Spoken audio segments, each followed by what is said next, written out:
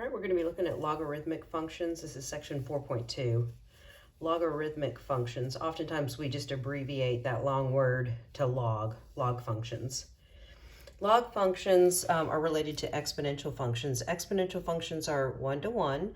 They pass the horizontal line test. Therefore, their inverses pass the vertical line test.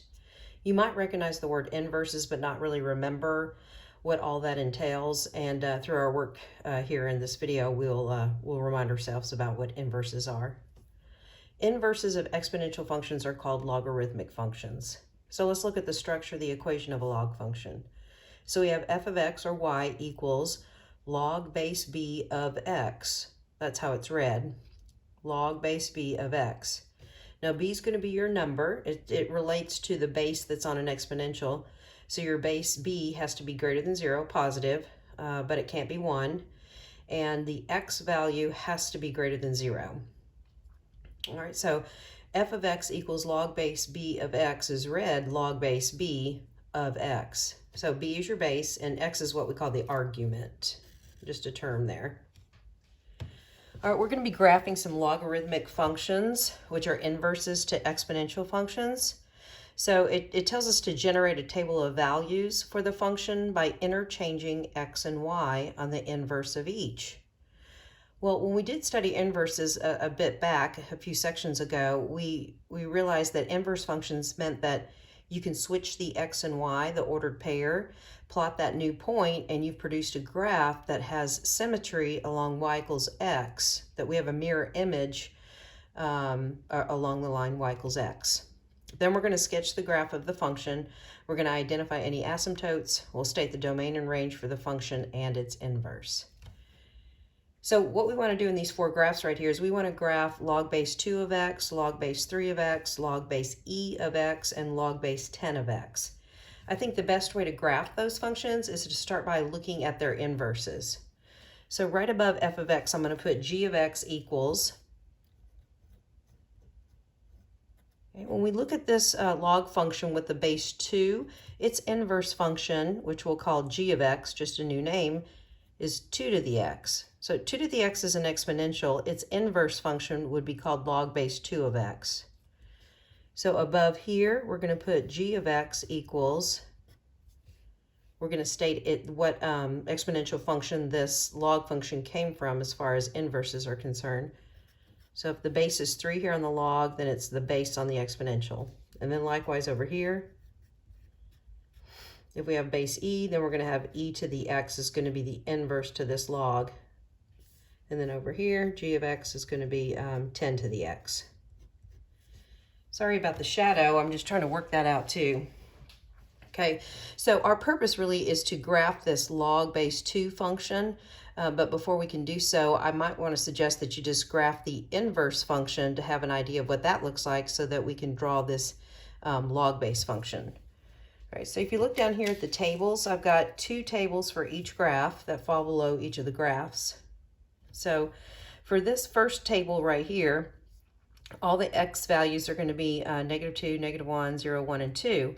So instead of maybe writing y here, let's go ahead and be specific and say, hey, I want to graph the y values on the exponential for this problem above right here. So I'm going to, instead of putting y, I'm going to put g of x.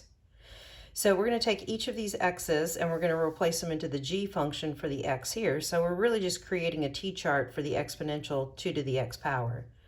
So 2 raised to the -2 is 0.25. We've seen that before, or you can do it on the calculator. 2 raised to the -1 is 0.5. If I plug this 0 into the g function up here, 2 to the 0 is 1, and I have 2. And then when you plug 2 in, you get 4. All right, so if we come up here and we graph this, we know it's going to be an exponential. It's going to look something like this. So I'm graphing g, not the given f. At 1, I'll go up to 2, and at 2, I'll go up to 4. Boy, it's kind of hard to see. Something like this. So this graph right here in pencil is actually our g of x function, 2 to the x. Okay, so now we're ready to graph log base 2 of x. And so what that means is it's going to be the inverse to 2 to the x. So I'd come down here to the table and I'm going to I'm going to switch the ordered pairs. So this is negative 2.25. So I'm going to put all the y values first. So I'm going to take all these values right here and I'm going to put them down this first x column. Now down this y column right here, and I'm going to call this right here, I'm going to call this f of x. I'm correlating it to this f of x function, this log function, because when I switch the x and y on an exponential, I have points that are on the log function. So now I'm going to take all these x's right here and put them over here under this f of x column. Okay, so now I have a t-chart that I can use to plot these new points that are going to give me the inverse points of the exponential 2 to the x. So if I'm going to plot the point 0.25, negative 2, I would go over to 0.25 and down to negative 2. Plot 0.5 and negative 1, so a little bit more over and down to negative 1. And then 0, 1 over here becomes 1, 0. And notice that I have 2, 1, so I'm going to go over to 2 and up to 1, and over to 4 and up to 2. And I meant to do this in a different color, so I'm going to try and do that right now. I'm going to connect all these ordered pairs. Well, this graph suggests that, or these points suggest that the graph kind of comes down this way. But as I go through 1, 0, the graph might come across this way right here. You might recall that we have a line of symmetry across y equals x here. This is y equals x. Sorry about the shadow, is terrible. Okay, so we can see that we've created a mirror image. So this graph in pencil was our g of x. We could also call that y equals 2 to the x and exponential, but when we switch the ordered pairs, we get a new graph, and that new graph is log base 2 of x. So it's the mirror image of the exponential 2 to the x. All right, so for this one right here, we're going to do the same thing. So this is going to be the y's that go to the exponential g of x above, and these will be the y's that go to the f of x, the log function above. So here what we're going to do is we're going to plug in all these x values in for this exponent here. So 3 to the negative 2, you can do that on your calculator, and that's going to be 1 over 9. Plug in negative 1 for x. 3 to the negative 1 power is 1/3. 3 to the 0 is 1. 3 to the 1 is 3. And then when the exponent is 2, we get 9. So we can go ahead and plot these points. We should get an exponential with base 3. Now, negative 2 and 1/9. 1/9 is barely above 0. I think that's negative. Yeah, that's negative 3. Oops, negative 2, 1/9. And then I'm going to plot negative 1, 1/3. 0, 1, 1, 3, and then 2, 9. And I think I'm going to have to go off the grid here. I think I've got, it's about 8 and then one more above. So that point's probably going to be about right here. It's more steep than y equals 2 to the x. So let me connect these points.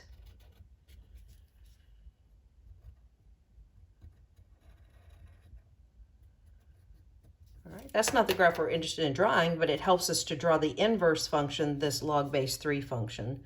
So we're going to come down here, we're going to interchange the x and the y's.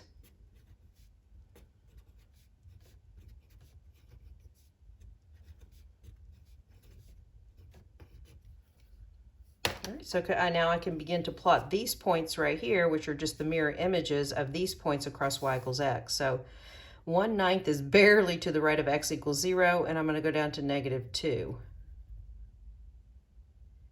Now I'm going to go to 1/3 down to negative 1. I'll plot 1, 0. I'm getting all these ordered pairs from this t-chart. 3, 1, and now to plot 9, 2, that's going to come off the grid, so that's okay. 5, 6, 7, 8, 9, a little bit further past here, maybe about right here would be where that point is. Connecting these points, something like this. and then off the point 1, 0 will come out this way. So hopefully the visual to you is that if you were to reflect across y equals x, we have a mirror image here. Okay. Same thing's going to be done over here for base e, which is 2.72 approximated. Okay, and then also for base 10. So e to the negative 2. I think we had this from the last lesson. So I'll just quickly fill these points out.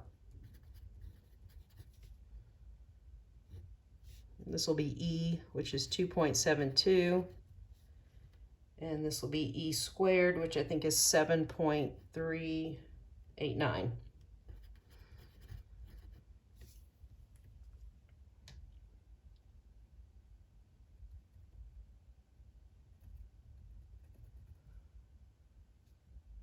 At 1, I'm going up to 2.72, and at 2, I'm going a little bit past 7, so probably about right here.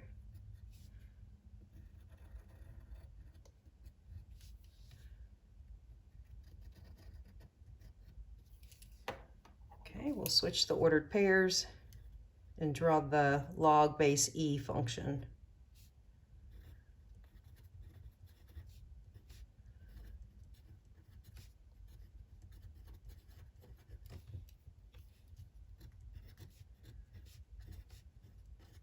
Okay, plotting these new points.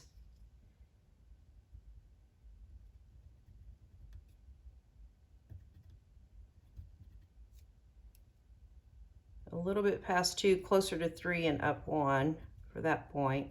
And then a little bit past 7, up to 2, about right here. So notice that we have not a horizontal asymptote like we did for the exponentials, but we have this vertical asymptote right here on the negative y-axis.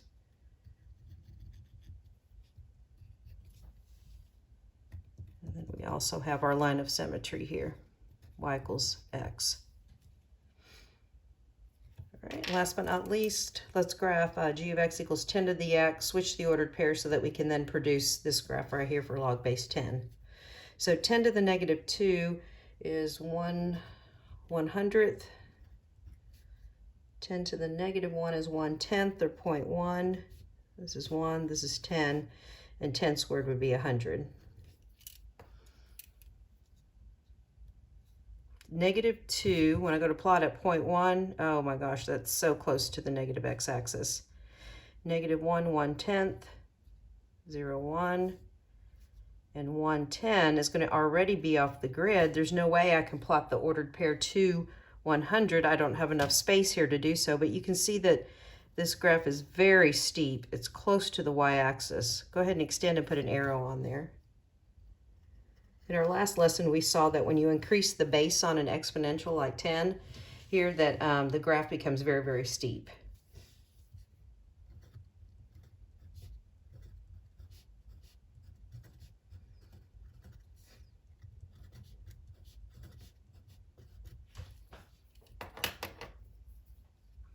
Plotting that point, I can barely move off of x equals 0 and go down to negative 2. I'm just limited with what these points really should look like just because of the small grid. 1, 0, 10, 1. So I've got to go all the way over here to 10 and plot 10, 1, and then there's no room for me to plot over to 100 up 2. So you might notice that on the log base 10 function, we're real close to the positive x-axis, just like on the exponential, this part of the graph is real close to the positive y-axis. So I'll go ahead and draw downward with an arrow. Okay, so we just produced our 4 log functions there by looking at the inverses for each of them from the exponential viewpoint. Okay, now we have some information to fill out down here. Let's see if I can keep the graphs on here and then also have this down here. Okay, so according to what we have here in this graph or this table, let's answer these questions down this column right here. This says, consider what is the asymptote for that e stands for the exponential graph that we have on our grid. Well, the asymptote is horizontal. Every horizontal line starts with y and so we have y equals 0. Then it's asking us, do we have an asymptote on the log function? Yeah, we do, but it's not horizontal, it's vertical. We have a vertical asymptote, especially right here. The equation of that vertical asymptote is x equals 0. And hopefully it kind of makes sense that this y goes to x when you're talking about inverses, because on inverse functions we switch the x and y. Okay, so let's go ahead and continue and answer these questions down here. What's the domain for the exponential? So let's go back up to our penciled graph. The domain is all real numbers. The range for our exponential would be 0 to infinity. These last two questions ask us to consider the log graph that we've drawn. Well, the domain for the log graph, if you can see up here, the pink one I have, the domain is 0 to infinity, and the range is all real numbers.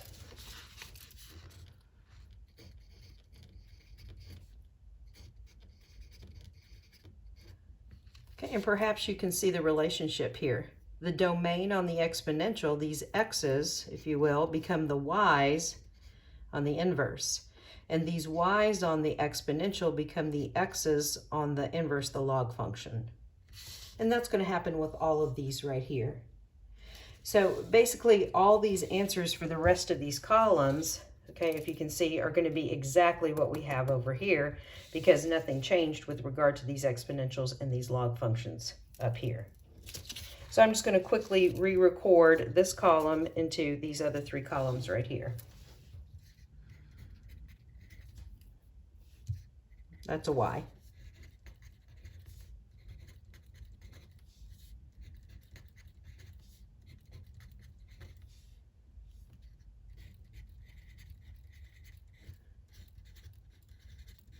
So these y's become these x's here, and these x's become these y's.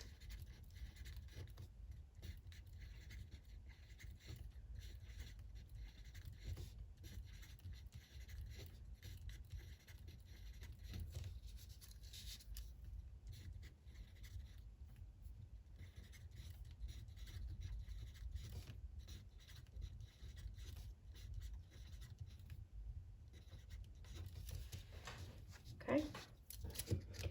Now, I'm not saying that if you're going to graph a log function that you have to go through all this work of graphing the exponential, its inverse, to get the log function.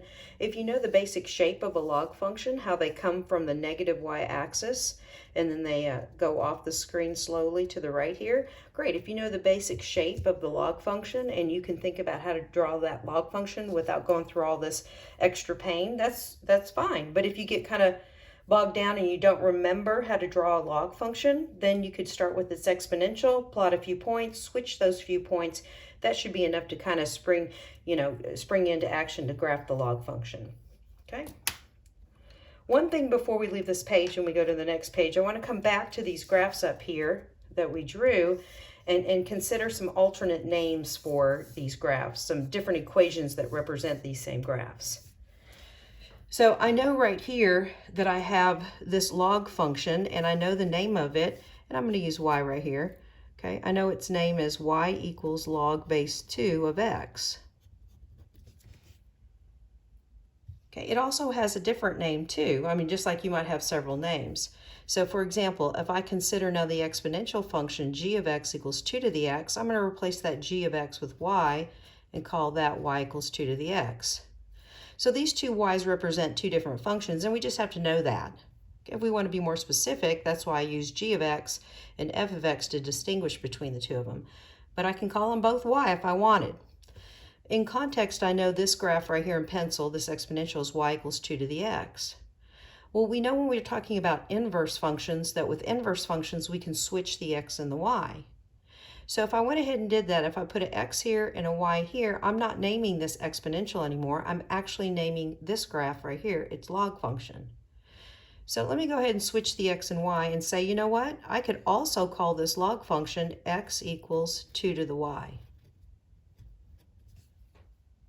So coming over here, I know that this graph is y equals log base 3 of x. But if I remember that this function right here could be called y equals 3 to the x, and if I switch the x and the y, I could also name this function x equals 3 to the y. Okay, over here, same thing. This is y equals log base e of x. This exponential could be called y equals e to the x, but when I switch the x and the y, I'm no longer talking about this function, I'm talking about its inverse. So that's x equals e to the y. Now this function right here, it has actually another name, a third name. If I looked at y equals log base e of x, we shorten that. We could also name that y equals ln. This is called the natural log because this is actually the natural exponential function that we had seen previously. So if this is the natural exponential, its inverse could be called the natural log. And instead of calling it log base e, log base e, we could just shorten all that and just call it ln of the argument x. Notice the base is missing. I don't need a base e here. Would it be wrong if I put it here? No, but we just know in context that when I see ln, it's also called log base e. Okay, now for this last one, same thing. This pink graph is y equals log base 10 of x. Remember, it came from the exponential where we switched the x and y. 10 to the y. This one also has a third name, much like this does right here. Base 10 is the numbering system that we use, and it's in common use. So we call the log with base 10, we call that the common log. So when I take this name right here, y equals log base 10, if we drop the 10 on it, that's okay. We know that that's understood to be a 10. So sometimes we just like to have more concise notation. So if we saw y equals log of x without a base, we know to plug in a 10, not a 1, not a 5, but a 10 there. So again, ln means log base e. Log without a base means log base 10 of x. Okay? So just wanted to point out that there are multiple names, and I don't know what you might see sometimes. Okay? And we just have to be prepared to know that those are the same things. Okay? All right, something else I want to point out, and it's going to help us with our work in a little bit, okay, with some of the later content in this section, is that let's take a look at these two equations right here that name the same inverse function right here, the same log function. Okay, this name is probably not going to be used, this equation, to name that graph, x equals 2 to the y. And here's why. We know that this log function is a function. Okay, well, it's a function. It passes the vertical line test. So when we talk about functions, we like to name functions with y equals. We start the equation with y equals. Well, notice that this name right here, this equation, doesn't start with y equals. It starts with x equals. So I don't mean to belittle what happened hundreds of years ago, but they didn't like, when they switched the x and y to name this inverse function, they didn't like the structure of x equals 2 to the y. So they wanted to come up with another name that kind of distinguished the inverse function, and that's where the log came from. So just notice how we might change from this form that names this function to this form. So by changing it to a log. So what I mean is this, look at this equation right here. If I wanted to get y over here, I can't just switch the x and y back because then I'm back to this exponential. So hundreds of years ago, when they were studying these functions, they went, okay, well, we don't like the way this looks, so let's take the y and start this equation with y equals, and they thought, well, I can't just switch these back. I need another name for this inverse function, so they came up with logarithm, but they shortened it to log. So I'm going to go y equals log base 2, because the base on the exponential is the base on the log, and then what's left in this equation that I need to use that I haven't? Well, it's x. So notice that if I wanted to switch the forms, change from this exponential form to this log form right here, I start with the exponent, y equals, throw in the word log. What's the base I need on log? Base 2, okay, of x. So over here, same thing. When you look at these two equations that name the same line, hundreds of years ago, they didn't like this name. They wanted it to be y equals. But they wanted to distinguish that the conversation they were having was about this function right here, the inverse. So they said, okay, we'll call those logs. So y equals log base 3 of x. So when you switch from exponential to log form, you're still talking about the same graph. It's just a different appearance of the equation. Okay, same thing here. You can see that right here they wanted to switch and make it this form right here. So they started y equals log base e of x, and it got them back to this equation right here. We started with this, but that's actually where they ended up a long time ago. When they got to this form, they wanted to shorten log base e, and so they came up with natural log. Since e is the natural exponential, they thought, well, this is the natural log function, so they just shortened log base e to ln. Same thing here. They didn't like the look of this equation. They wanted y down out of the exponent spot, so they did y equals log base 10 of x. And because it's so commonly used, they thought, well, we'll just drop the 10 and that's going to be understood. So all three of these equations, all three of these two, name the same inverse function. It's just the preferred name for each of these right here in equation form would be the log form. But it does have an exponential name too. Okay. All right. Next page. Okay, it's asking us up here at the top just to compare the graphs of log functions with different bases. I know this top one's kind of hard to see, but it's a log base 2. This next one is base 3. This one's base 5 and base 10. We can just see the progression of these log functions. As the base increases, this part of the graph is getting closer and closer to the x-axis. And then this is just the natural log function. So remember, y equals natural log also has the name log base e of x right here. And if you remember, e is approximately 2.72. So this graph right here, if I were to superimpose it on this graph, this natural log function that has a base of e, which is approximated to 2.72, would probably fall somewhere right in between log base 2 and log base 3. Okay, it's just kind of a special function, so we just look at it off to the side. Okay. All right, our next objective down here is to sketch the graph of each, state the domain, range, and vertical asymptotes. So we have 6 problems down here. They're all log functions that we want to graph. If you want to graph the exponentials, fine, first, and then switch order pairs, but hopefully we can kind of move past that. Okay. Here's my process in graphing log functions. I first want to identify the parent function, so to speak. So we'll go through these 6 problems and we'll identify the parent function of each. So I'll just call the parent here.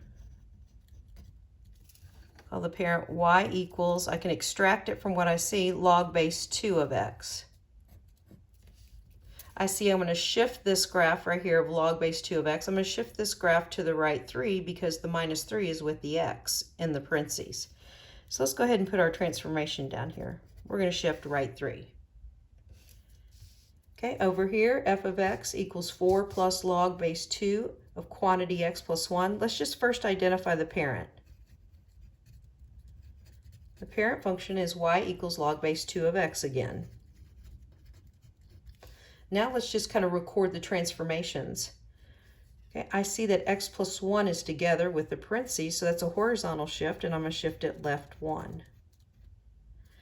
This 4 plus could be at the end of this expression plus 4, so that's going to be a shift up 4. We'll come back and plot these a little bit later, but let's go through and identify all the parent functions and the transformations on the equations. So this one right here, the parent is y equals log base 10 of x. The 10's not showing, but I know that it can be there. It's not wrong to write it. This negative in front of the log function is a reflection through the x-axis. We're going to put reflect through x-axis. Had the negative been in front of the x, it would have been a reflection through the y-axis, like over here.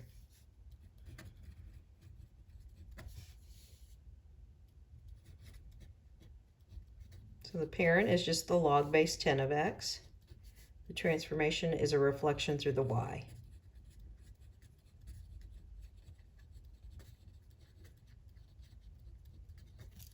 Okay, and the last 2. If you wanted to, you could rearrange this equation right here, and you could put the 2 at the end.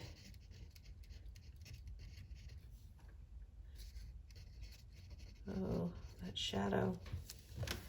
All right, the parent function is going to be y equals, I just kind of look at this equation, it's the ln function, or if you want to call it log base e of x, either one. The transformation or a reflection through the x and a shift up 2. So we have two transformation. Reflect through x axis and up 2. Okay, and for this last one, parent function y equals log base e of x, or you could just do ln of x, and this is going to be a shift left 2. Okay. All right, I'm going to have to pick it up in the next video, okay, since I think my limit's about 30 minutes.